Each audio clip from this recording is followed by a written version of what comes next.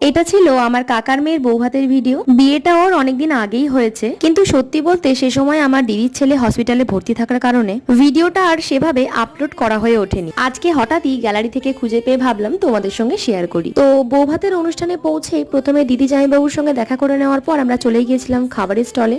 তারপর স্টল থেকে খেয়েছিলাম দই ফুচকা, চিকেন রেশমি কাবাব, মকটেল, সঙ্গে আরো অনেক কিছু। তারপর স্পেশাল একটা ডান্স পারফরমেন্স দেখার পর আমরা সবাই মিলে একসঙ্গে বসে গিয়েছিলাম ডিনার করতে। ডিনারে অনেক রকম আইটেম ছিল, কিন্তু সত্যি বলতে একটা ভিডিওর মধ্যে তোমাদের সঙ্গে সবটা আমি শেয়ার করে উঠতে পারছি না। প্রথমেই ছিল ফিশ চপ, স্যালাড আর কাসুন্দি। তারপর একে একে ছিল masala kulcha, paneer korma, chilli fish, mutton biryani, chicken kosha. শেষ পাতে ছিল চাটনি, পাঁপড়, রসগোল্লা আর সন্দেশ। তারপর খাওয়া দাওয়া শেষ করে স্টল থেকে পান আর আইসক্রিম নিয়ে বাড়ির উদ্দেশ্যে রওনা দিলাম। এটাই ছিল আজকের মিনি ব্লগ। ভিডিওটা ভালো লাগলে অবশ্যই একটা লাইক করে দিও। দেখা হচ্ছে নেক্সট ভিডিও নিয়ে খুব তাড়াতাড়ি। টাটা।